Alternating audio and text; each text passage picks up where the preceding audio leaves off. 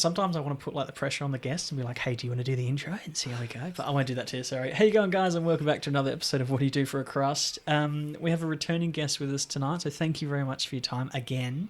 We have our mental health team leader back for another episode. Thank you. You're welcome. It's lovely to be back. Bit of an odd one tonight, sort of keeping it off the cuff, I guess, and we're not talking specifically about roles, but I guess there's a couple of topics we might just sort of chat and see how we go. But I think particularly we want to start on university, tertiary education, however we want to call it, pros and cons, all that kind of stuff, and I guess we sort of go from there. You and I have both done university, as listeners would know from previous episodes, and I'm a bit of an odd one where I've done a trade prior to university, so I think I'd like to think I'm a good person to talk about this with, but where do you sit on uni, given you have gone? But do you think it's the be-all and end-all? Where do you sit on it? I don't think it's the be-all and end-all. It's everyone will find their own way of finding meaningful work at some point in time, I think. That's fair. But what I think coming straight out of school, you do get the pressure of it's a trade or it's university. And then having to decide what that trade or that university subjects are or that degree is that you're going to do. I think that's really difficult to do. And I mean, there's so many options. It's a lot of pressure for you to then be like, okay, you're going to be a teacher, you're going to be a physio, you're going to do psych, you're going to do medicine, you're going to do law. And I've just literally rattled off the first five that have come to mind. But then, it is similar to an apprenticeship, I guess. I did my trade straight out of school, and I didn't know if it was for me or not. I just sort of stuck through, and then decided afterwards that it wasn't. But I guess the pros of university, I think, in my opinion, I loved university life because I got to pick what I learned. I was very interested in psych. I loved how human mind worked and why we do the things we do. So I could follow that niche. Whereas school, you don't really get a lot of that. You do in the later years where you can pick your topics and such, but you get flexibility with uni. you do, yeah. Especially, some courses you get more flexibility than others. Yeah, very fair. I know one of my housemates, he was at university 6 to 8 hours a day, and I was there for 3 hours, 4 days a week. So, you were one of those students. Yeah, I would do it opposite, man. So I would do 2 or 3 full days, and then I had the rest of the week. Oh, yeah. So I would, thinking about it, I would try and be there 2 or 3 days. Fair. But each subject was 2-hour lecture, 1-hour tute. So, there's about 12 hours needed for contact time a week compared to some others where, they're a lot more extensive, and then they have long tutorials and whatever else from it. But practicals and weekly quizzes and were you one of the students did you ever do the readings? Sometimes. I think my first year I didn't even buy the books. I can't remember what they're called, and so that might have even happened a number of years, and I would then just photocopy from friends' books, or you just make it up. Sometimes you don't need it, sometimes you do. I think it depends on the topic and such. I would try and buy the books, but there were a couple of times that I'd buy the previous year's books and whatnot, and to be fair, they're fucking expensive. Yeah, they are. Yeah. Have you seen that meme? It's gone around on social media years ago now, and it's 6 textbooks stacked in a pile, and then there's a TV on top of it, and the caption underneath is the most expensive TV cabinet you'll ever see. Oh, and, no, but that's exactly what it is. Because it bloody is. Yeah. And you read it for 3 months, and then it's fucking useless. Yeah. It's set it's $700 a semester or something like that. It's nuts. What always pissed me off is that I would always find, particularly the lecturers that I had, it was their book that they'd written. Yeah. That pissed me off because I'm like, you cheeky bastards, you wrote this fucking thing. You're getting all the money for it. Make it bloody cheaper. I used to have a real funny biology first year tutor, and he wrote the book.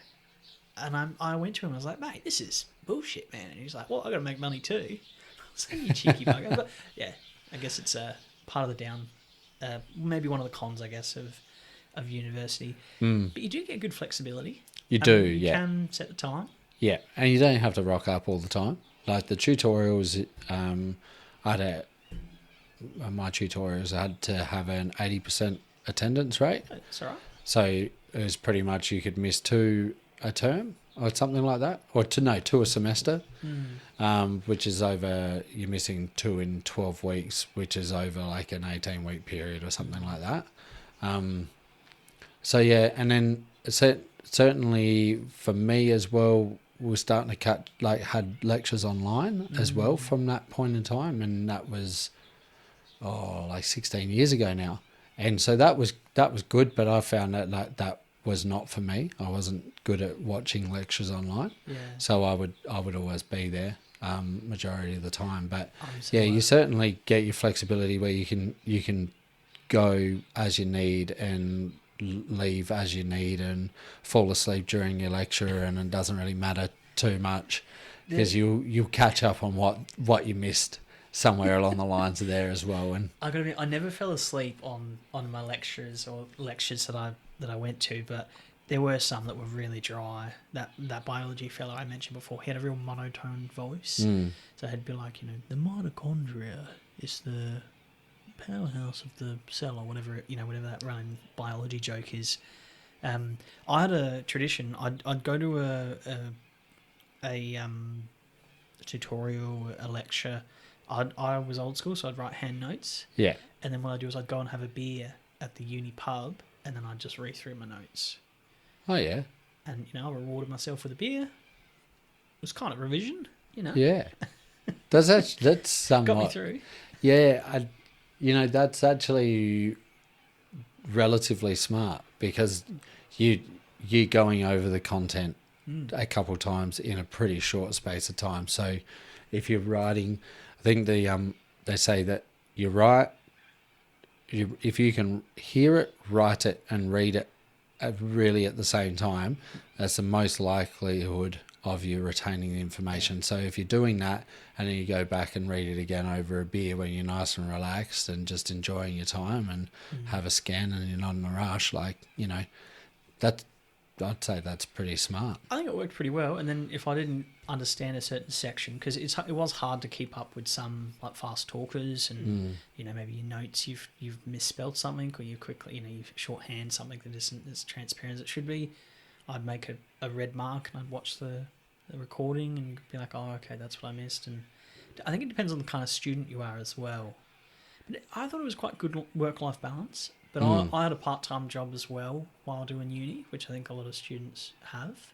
Yeah. So it can be busy.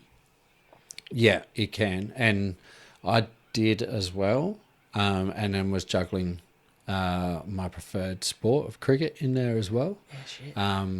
And footy for those couple of years as well. So during the winter time or even summertime when the seasons crossed over for pre-season and during, it would get pretty hectic. But during the summer wasn't too bad because you don't have uni during the summer. So it was pretty good. But yeah, you'd learn to manage your time and you learn when you do things best for yourself. So for me, I found pretty early on that I would be able to get up. I had my routine, had my breakfast, and then I would make a coffee or make a Milo or something and go and sit down and do my study. And especially if I'm writing assignments or doing revision, then start that in the morning, try and get 3 hours out and have breaks in there. And then I'd have my lunch, go and do something. And my lunch break, might be 2-3 hours before I can get back into it. Often a nap in there as well. You nap? You're a napper? Yeah, I'm a massive napper. I wish I was a napper, but I'm bloody not.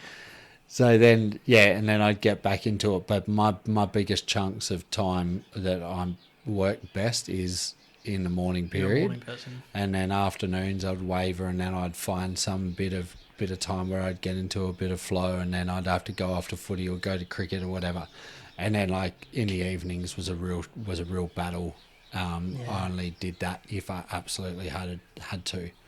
I did. I was that typical student that had a hospo job, so evenings were out for me. So I would tend to do. I'd start uni at about 9 o'clock, and then I'd finish sort of about 2-3 o'clock. And I was a glassy and a bartender and then also a bottle shop attendant. So I'd do uni during the day, and then I'd pretty much go from uni then straight to work. And it worked well because I could, it was fairly flexible, and hours on the weekend as well. I mean I liked it. I really did. I got to pick when and where. I know some people really did struggle with, I guess, the responsibility, like university, school. You've got teachers to help and progress you, and they need to get you through, and okay, you need to develop on this, or your, I don't know, it's English, and say your sentence structure isn't great, whatever it bloody might be. Whereas I found uni, you had to seek the help, like it's all on you. And I did know I was a mature age student, so I finished my trade, worked for a bit, and then went to university. But I obviously started with first years and people that had just come straight out of school, and I did know a few of them. I made friends pretty quickly, and some of them really did struggle with that. You need to get yourself to the tutorials. Yeah, you've got 80% attendance, and I remember, coming from a 10, 12-hour day job, digging ditches and working bloody hard, to then sitting in an air-conned, lecture hall. It was actually really easy. And I remember seeing people with like Ugg boots and pajamas. Yeah. And I was like, you have no idea how hard the world is. Like, this is a piece of cake. So I quite liked being a mature age student. I thought it really, and I'd matured a lot at the time as well. I was a dickhead at school, so I needed to do that, and it was my path. Where do you sit on HECS debt? Because that's some people will go, you will end up with, 30, 40, 50. I mean, if you do medicine, Jesus, I don't even know what to talk there. If you do a postgraduate, or if you do honours, so it's a lot of money to then have to pay back. Yeah, it is. I don't have an issue with it personally. I think that it's great that you don't have to pay for it up front, and you can pay for it back when you can. Yeah. And so I think that's a good initiative. I wouldn't necessarily want it to be free, because then I wouldn't take it as seriously to some degree. I agree with you. I just wouldn't hold the commitment to it. And then maybe it's like start like 3 or 4 different things, and then end up with no degrees. And, I've used up 30 grand worth of taxes that, aren't getting used anyway. And I guess that the argument is that they're getting unused anyway, but or like they've gone somewhere or whatnot and won't get paid back. But I guess for me, I got no issue with it. And, I guess I've factored that in to some degree going through uni or beforehand. I also studied, so when I finished school, I had a year off. I went to... Is it a gap year? Yeah, I had a gap year. And then I went and studied sport and rec management, actually, as my first year of university. Yeah. I didn't love that. But in hindsight, I reckon it would have been a perfect thing to double as a major with psychology, because I would have hit both my fields really well of my interests. Yeah, definitely. This is where I fundamentally have a problem with the structure of our lives, I guess. And I know that sounds really stupid and philosophical, but like, you're young. How the hell do you know? Yeah, exactly. You know what I mean? Like, it's so unfair. Like, it's almost like you need to get to the point where you're 18, 19, 20, 21, but with the life experience of a 35-year-old. So at least you know then the path that you want to take. And I know that's never going to fucking happen, but like, I was the same. Like, and I've had heaps of people come up to me and go, "Oh, do you regret your trade? And you wasted all that time." And I went back, so then I wasn't getting super contributions, and I had to restart a career and start from the bottom and all that kind of thing. And I don't have a single regret, but it has put me behind the 8 ball, I guess, for people who knew their career, stayed in their career, were very happy. They're further along, they've got more savings, they've got no HECS debt, or whatever it might be. I love that you did a gap year. I rate the gap year. Can I ask, what was your thought process around that? I was always going to do a gap year, and that was just to be able to work and then put some money behind myself, so then when I'd moved to town I had some money. So I moved from the country, and so I wanted to be able to live comfortable enough. I saw my older brother go straight to uni, and things were really hard for him. So I wanted to be able to, have some money behind me, buy a car that was reliable, be able to get back and forth from home to uni and be able to do all that sort of stuff, get me to cricket training, get me to footy, do all that sort of stuff, and then be able to have some money for beers on the weekend and as well. I like your priorities. So that was the big ticket item for me, of having that gap year, and just because like going straight from school into university, it's like a big, like you theoretically, if you're talking reception to year 12, it's 13 years of education. And I did want to ask you, given that you're a young dad to a young beautiful girl, where you sit on early learning centres and all that kind of stuff, because I don't have children, so I don't have a page to sort of flip in this book, I guess. But it's a long time that you're then going to school 5 days a week, 4 semesters in a term, or 4 terms in a year, sorry. Yeah. And then you just straight into another 3 or 4 years of university. Yeah, that's right. I can understand the gap year. I'm a huge advocate for it. Just to give you some time to a bit of independence, a bit of coin in your pocket, and do some things that you hate. Yeah. Like I did a couple of shit jobs, or mostly one real shit job, and like that, I was in some poor conditions, weather conditions. You've got a psych degree. You know that human nature is to avoid the shit that you hate. No one wants to work hard if they can find a cheaper and easier option. It's take the easy option. Ultimately, that's what I did. But to start with, if you come out of school and you got no skills, allegedly you got no skills, it's pretty hard to find employment. So you got to just find a barrel at the bottom sometimes. And so for me, that was worked in vineyards, and that's cool. I like that. It's not difficult work as such. The actual the skill of it isn't necessarily difficult. What's difficult is standing in the middle of winter on sideways rain when it's 7 degrees or 6 degrees or colder, and you're just getting smashed with rain, and you're wet and you're soaked, and you're just trying to prune these bloody vines. That is fucking hard yards. You could have the best Kathmandu jacket, but it doesn't bloody matter. Nah. The rain gets in. And there was no podcast back then either. There was so after that. So I think iPods just started coming around. So that was you could listen to a little bit. So that's something. But it might not last you the whole day. And then the same with summer. There was some real shitty jobs to do in a vineyard in the middle of summer when it's, and it's 35 to 40 degrees. You learn to be able to tolerate some different weathers, and you just go, this isn't for me. And when you get to go to uni, or you get to start doing that thing you want to be doing, you go, fuck, how good's this? Yeah, because I'm not doing that shit thing. Well, that's it. And I couldn't agree with you more. My God, 100%.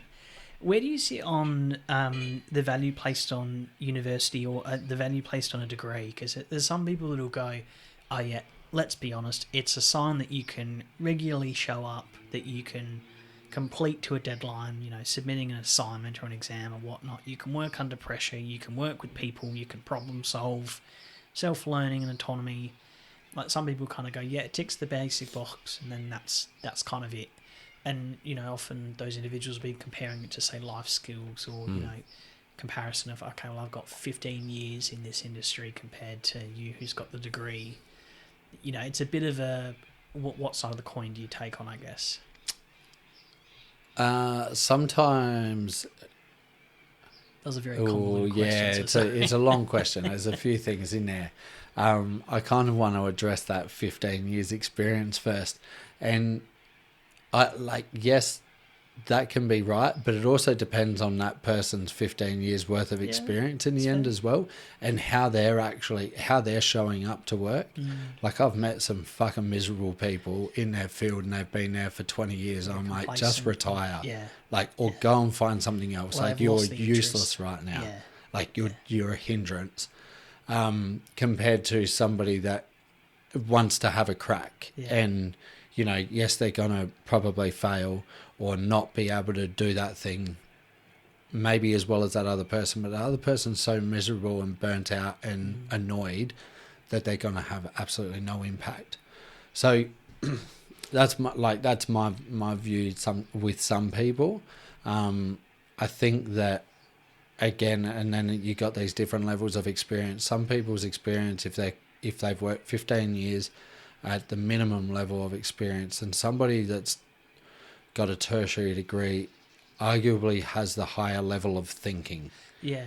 And so can reach maybe a higher level sooner than what that other person was. And there's probably that's the way I would contrast that from that perspective. And then from the university stuff as well, like you talk about what is a lifelong learner. And someone being able to learn skills, like at uni, you have to learn to seek out help if you want help. You have to learn to figure things out yourself. Yeah. You got to find out whether it's right and wrong through an exam or an assignment, and then you get your answer, and you got to go back. Got to work with You might not fellow be happy students, with it. group work and all that. Yeah. Shit. God, I hated that. Exactly. So there's the teamwork, there's the individual environment, there's a lot of stuff there. But like for me, the big ones is that consistency of being able to learn. Like you learn how to learn, and you learn how to research more or less as well. So I think that those things become quite good long term, because those things are always going to be there in your life. That's very fair. Yeah. We were talking about this before, a little bit before we started recording, and you were talking about what you would like to see universities do moving forward, or tertiary education platforms, or RTOs, whatever you want to call it, about being a little bit more hands-on or practical to engage them in the workforce. Am I right in sort of that summary? Yeah, I would really like to start seeing more interaction between the universities and a work, like an organisation, to be able to bring people into work sooner, because I think that start bridging those gaps where there are gaps where we need skilled workers. Yeah. So it's like it's a pretty close to where social workers and nurses are getting to now, where they're getting paid for those placements. They get like cadetships and stuff. Yeah. But how can we do that more often, where you don't have to do 500 hours in one semester? How about those 500 hours of work across the year? And we're going to just put you in a shift every week. And you're going to work here, and you work with the university and that organisation, and you get to learn and put your craft together straight away. And learn on the job, because I love the idea. Absolutely. We used to do that 40 years ago, and then we moved away from it. Like nurses specifically, like they learnt everything on the job. Yeah. So now, like, we stepped away, and even I think about in mental health, like there's things that we could be doing, learning on the job, and there's some people that do, and yet we are then scared to allow someone who wants to study for 3 years, 4 years, and make a commitment there, too scared to let them out in the field and work. Yeah, and then as soon as they finish the degree and get a job, they're expected to know absolutely everything, but have no practical skills except for the 500 hours of placement. That's it. It is a real conundrum, to say the least. I know there's some there are some cadetships and programs that particularly some South Australian universities do. But I'm under the impression that they're more focused on targeting sort of rural communities. Like they're trying to get people from metro sites to come to your placement in a rural area, and build a community, and then, it might potentially lead to a job and that kind of thing, which I can absolutely see the appeal for, 100%. Yeah, same. But difficult as well, like, compared to, say an apprenticeship where you're getting paid to learn. I remember we got like a tool allowance, which is great. I knew so many people that didn't buy tools for that. I remember one bloke spent all of his tool allowance on golf clubs. Oh, good on him. Very fair, and very nice golf clubs as well, I won't lie. But, you got, this was many years ago now, but you got $1,000 every year, which is good money. $1,000, holy crap, that's a lot of money. And you got paid while you learned. Yes, you got paid like shit, and you worked so fucking hard, but like I didn't have a debt. Every hour I was learning, I was getting paid. So Yeah. it kind of, it made it feel less like work as well, because you were still learning, you know what I mean? Like, you were still Yeah. working, don't get me wrong, and, you know, you start off as pom scum and all that kind of stuff, but I remember being in university and you were treated very differently because you've paid to be here, you know. Okay, well, if you don't rock up, that's fine. You've already paid. It's coming to your HECS debt. You know, this lecture's costing you $280 or whatnot. You know, it's, when you put it like that, you're like, shit. It's an interesting avenue. Can I ask you? You are a young dad. How would you, you know, support your future? Well, not your future, your daughter. I know that she's young, so you probably don't even really need to think about this for many, many years. But, you know, given the value of education, given the value of university, would you try and lead her, you know, sort of lead her to university, a bit of subliminal messaging, or, you know, just hang your degree above her crib? You know, would you try and I know, like, you are a very lovely person, so I can imagine you would do the very, you know, whatever she wants, and she's happy and all those kind of things. And I'm a bit of a fence here when it comes to university, yay or nay.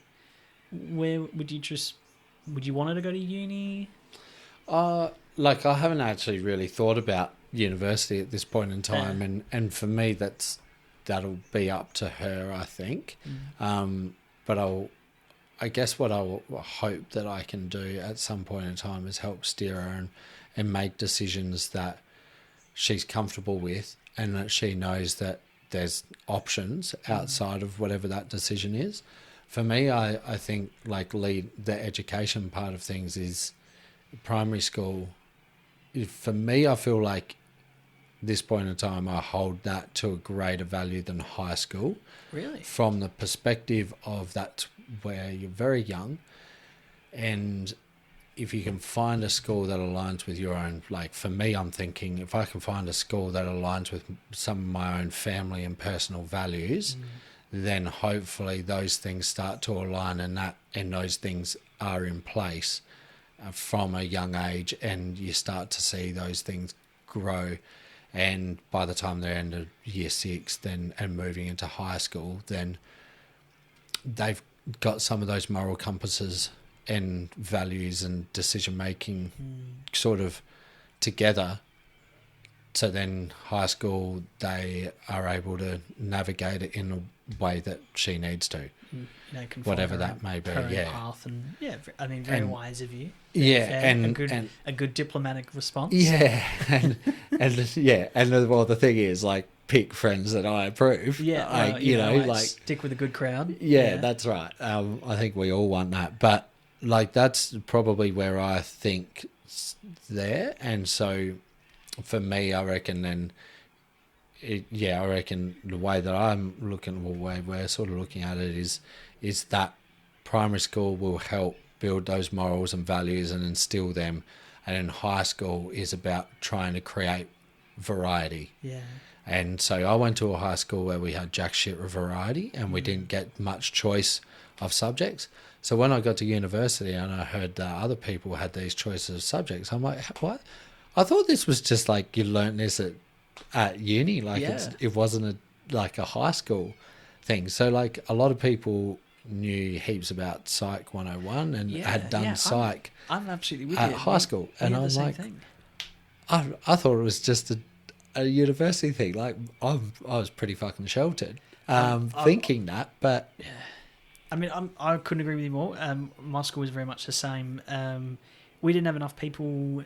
Like, it was a big school, but we didn't have enough people in my year interested in tech, like, as in, like, woodworking. Oh, yeah. So they didn't run the class. Oh, no. So I was keen as a bean. Yeah. And they just didn't have enough people, so they didn't even bother. And you're like, you buggers. So, yeah, interesting. Yeah. The thing that one of the pros, I think, for university that I really rate is the avenue of, like, upskilling, or if you want to be a mature age student, you know, say, because you can't go back and do school. You know, as much as some of us would love to, and, you know, have very fond memories and all those kind of things, but you can't. So, I mean, with university, age is just a number. I remember first year in my psych degree, we had a lovely old fella named Nigel. I don't think probably Nigel's with us now, but he was 72, And everyone knew Nigel. He was unfortunately, he was a widower. And he was like, I'm retired. I'm looking for something to do. Psych's always interested me. And he just went, why the hell not? And you're like, bloody hell, like, good on him. And he was a really lovely fellow. He was a very cute, sweet old man. But I do think that's a really good appeal for university, that, you can, if you've gotten into a career that maybe wasn't what you thought, or, you've kind of gone, okay, I've lost this passion, or I want to follow a different interest. There are ways to do it. You can do, entry level things. You can do part-time, you can do night courses, you can do it online. There's heaps of different options now.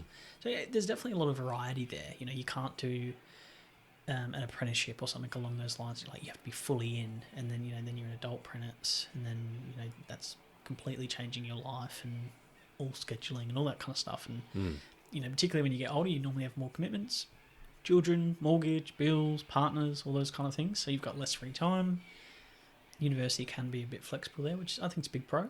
And it can. And like with that, if you do go back to university as a mature person, then you might be able to arrange your days to be able to do the family stuff. Yeah. And do a little bit of your study, and then if you still have to work, then there's the weekends, or there's night times where you can work some jobs that will get you paid reasonable enough, like stacking shelves or pouring beers somewhere, and you can do those things, which is quite good. Where if you go back as a mature age apprentice, you get paid. I was actually just talking about this with friends on the weekend, and said that now your first 3 years are paid at a reasonable wage. Okay. It was like high 20s, I reckon, mid to high 20s, and then your fourth year is the only one where you jump up, where when you're an apprentice as of an 18-year-old, you go up each year. So they've adjusted that to make it more appealing. But then you jump into, I guess, after those 4 years, then you're earning more. I guess that's the same with uni.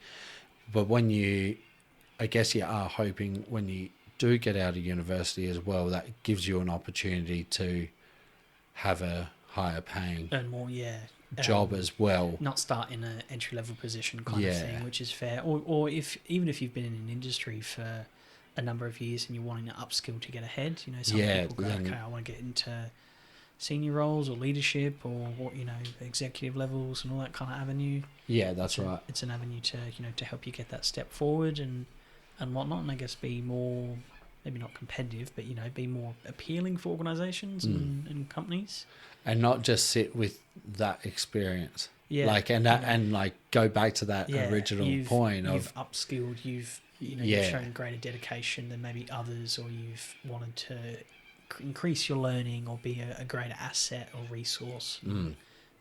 That's it. And I've been might have been in it for 15 years, but I've now gone and got another degree to help me with my leadership and progress further in the company. Then that's showing, as you're saying, a different version of a dedication and a growth mindset as well than someone that might be just bashing down the walls and going, well, I deserve this because I've been here and I've been loyal. Yeah, I tend to agree with you. I've been in a number of leadership roles in my career, and the person I love to work with is the person that's motivated. I'm a firm believer if anyone can learn anything. This is coming from an ex-tradie that's then done a psych degree and has a master's. If I can do it, bloody anyone can do it. But it's because I was driven. It's because I was interested. I followed those passions. I had the motivation. You can learn pretty much anything, I generally believe, if you are motivated and interested enough. But if you've lost that flair or that interest, or you're just ticking the box and you're rocking up at 9:01 every day and you're leaving at 5 on the dot, and doing the extra readings or learnings or trying to strategically develop or build, there's not a lot that you can do with that person. And I'm not trying to be negative, but it is hard in my experience that that person's like, yeah, I'm just here. Different if they're, a couple of years out of retirement, they've been in the work industry the workforce for 50, 60 years. No judgment there. Like, I absolutely get that. But it's a really, really interesting one. I was working with a fella last year, and he'd been in the same workforce, or been in the workforce, but in the same industry for 60 years. And it was his last week, and he didn't answer his phone once. He was like, you were like, mate, you retired last week, didn't you? He's like, yeah, I'm not doing anything this week. Yeah. And you're like, oh, can we just get that sort? And he's like, nah. And just because, like, it was kind of like that final FU, I guess. But yeah, he was like, I'm done. I've been working for twice as many years as you're alive. Yeah. I'm done. Yeah. And right, so I would say rightly so. But then part of people would just say, well, they should have finished a week earlier. But yeah. Well, yeah, I mean that would have happened a week earlier as well. Yeah, so well, it's like when are people actually starting to just like clock out? Yeah. It reminds me of that term of the quiet quitter. The quiet quitter? I don't know the term. Oh, it's just like someone who's just quietly quitting in the background. So they're like start to drop off. The performance just starts to drop off. They're starting to disappear. It's like that rock up at 9:01, leave at 5 when they've been more like aligned and more motivated in the past, and you see this big drop. And it's this, and just doing what they need to do. Bare so they're just doing it. They're still fine, and yeah, so then, but quite often then you see they're ready to quit.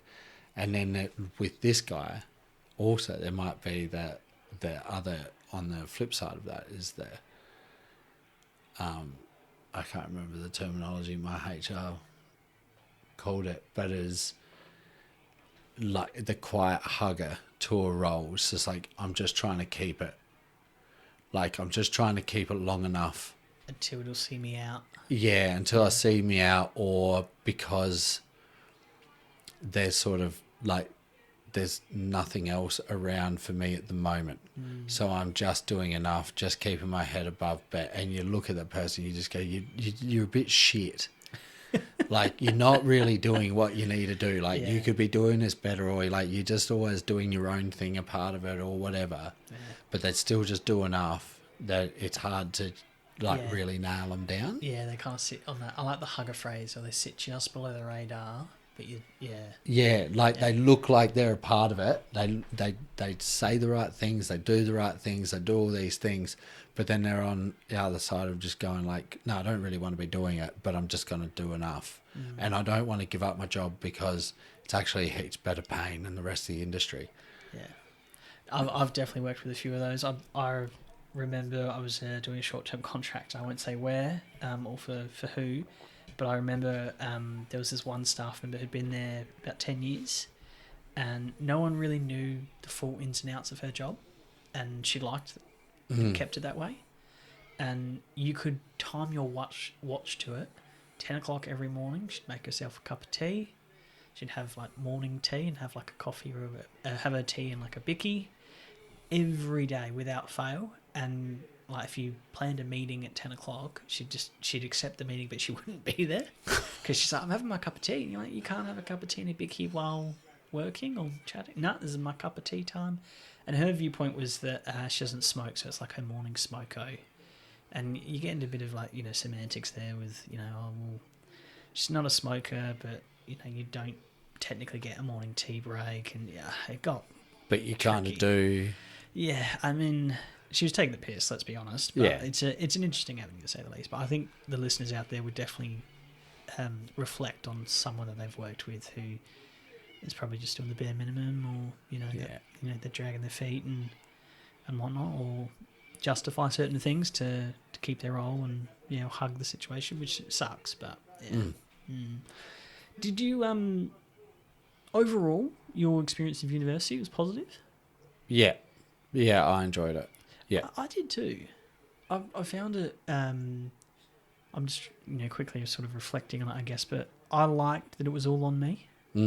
I liked that I picked my schedule. I liked that I paid my parking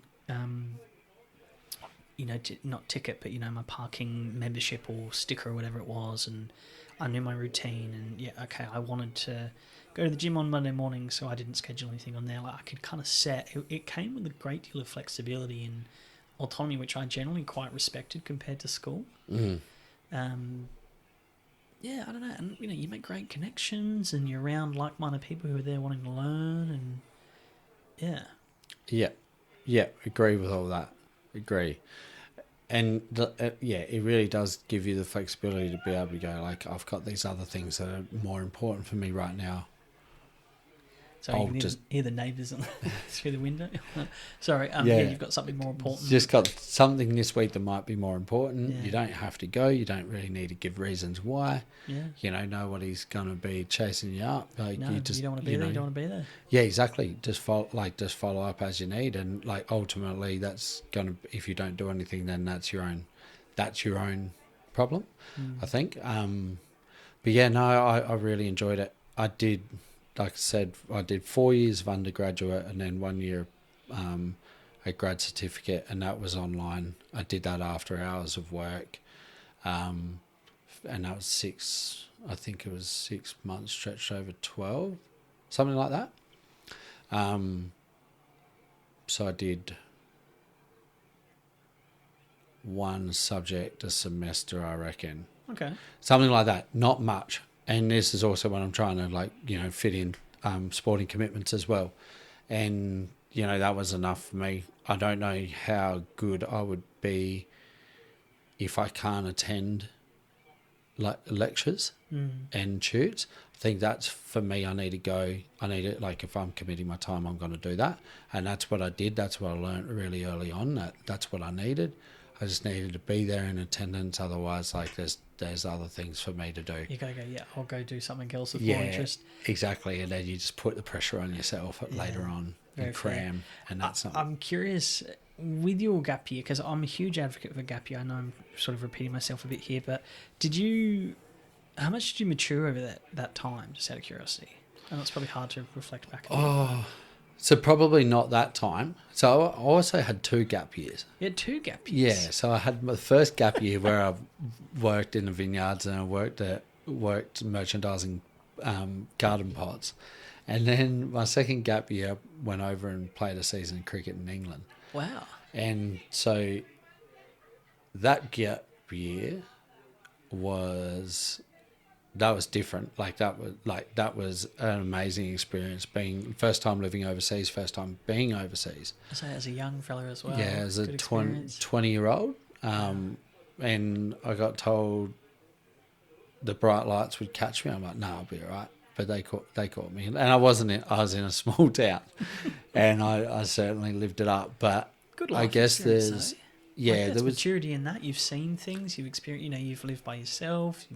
You've lived in another country, I should say. There's definitely maturity that comes with that. There is. And things didn't necessarily go the way I would have planned to over there as well. Like my cricket, dropped in the second team as an overseas cricketer, and that's not great. Especially when they brought you over or paid for some contribution for you to be there and all of that sort of stuff. So that also, I think, then those things started to just smarten me up, and that put some real world back into it. And I think I've taken that back in. After that, I've just gone, I actually have to work for what I want, and I got to put the effort in. And when I started to put more effort in, I got my position back. But I am regretful in how I went about some of that. Or maybe not regretful, but I would have liked to have been more influential in their first grade, because I could have been. And, there was some sort of unluckiness with another guy just bowling out of his skin that year, and all these sorts of things. But ultimately, it comes to me. Lived, though. That's a hell of an experience that you were 20 living overseas. Yeah. That's an awesome story, but it sounds bloody cool. Oh, it is great. And still speak with a number of the guys as well. Nice. Not all the time, but bits and pieces. So it's a hell of an experience. And it's certainly, again, it was that going back to uni, then after that it's like, well, now I'm sort of ready to take on what my life will be and start studying and have a crack at that as well. Because cricket, while I could still try and make or be a successful cricketer whilst I'm at uni, I didn't need to go and travel and play again. I could still do that from home.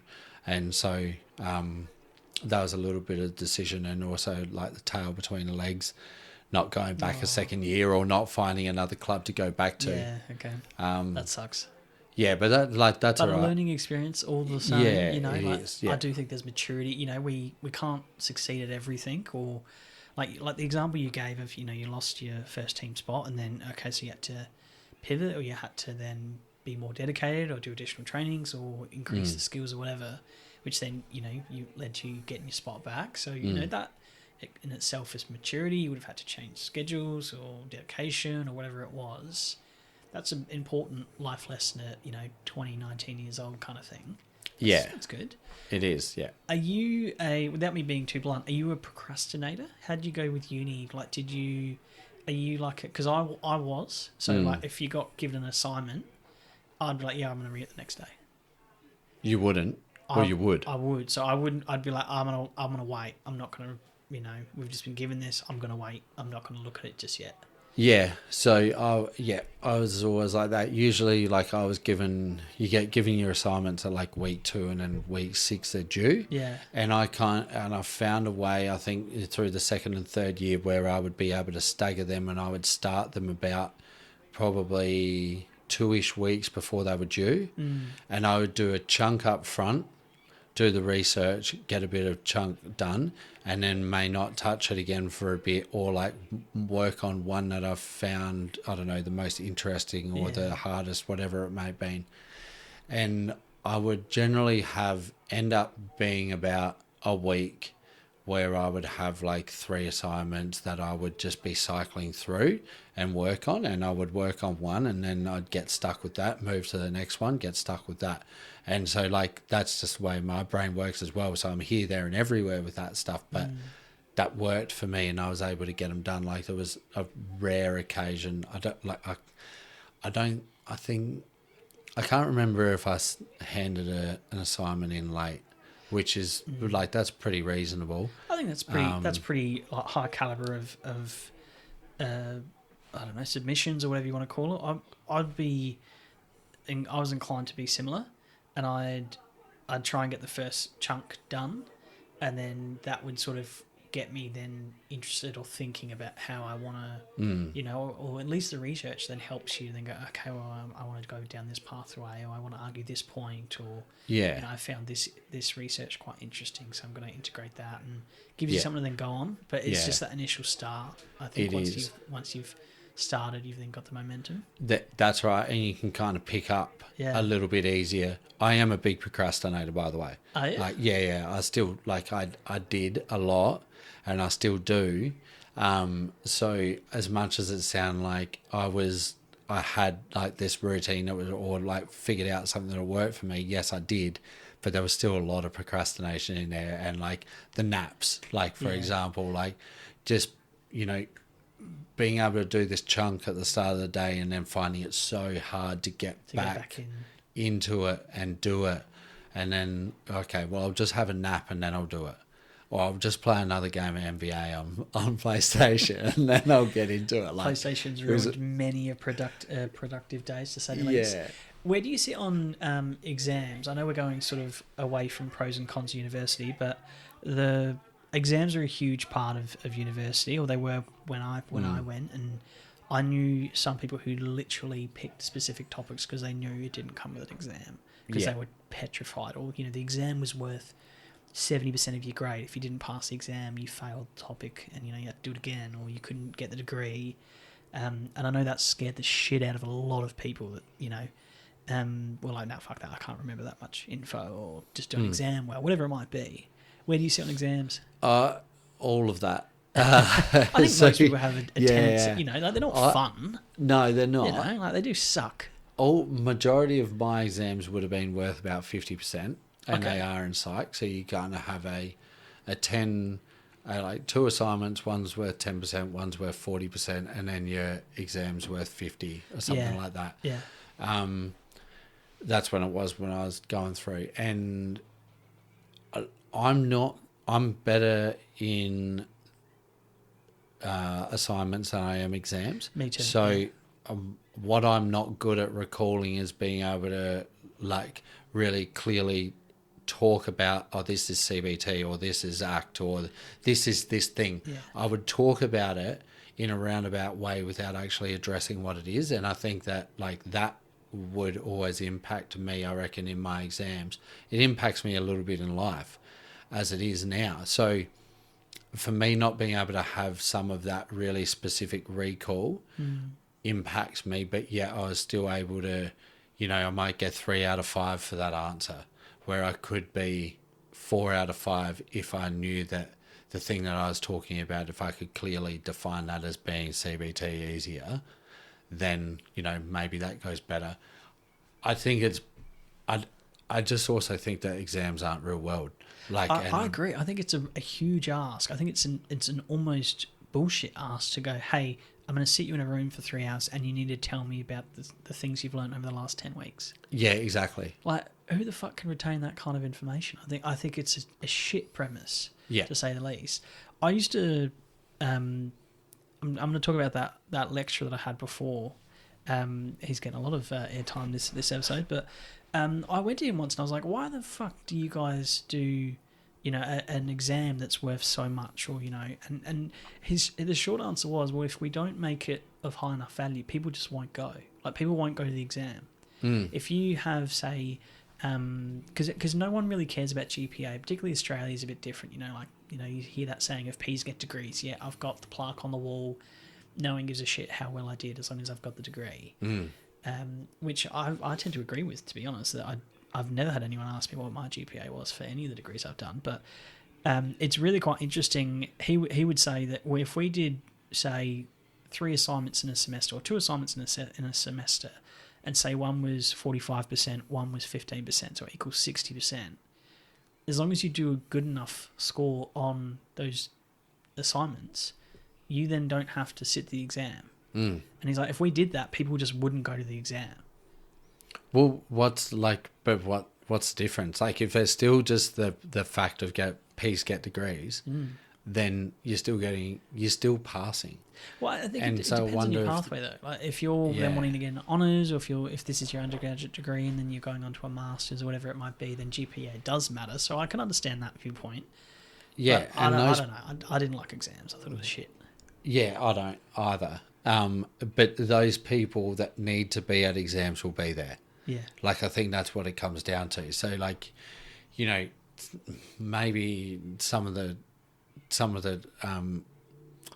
degrees that don't have exams probably could have exams in the modern world, because they're needing to recall more information at different points in time to be able to deliver and teach this thing to the next person or whatever. Like, that might be more beneficial than, sometimes being able to, like, really clearly spell out what a mitochondria is. Yeah, well, I mean, we were talking about this earlier. I love the reference from mitochondria, I really do.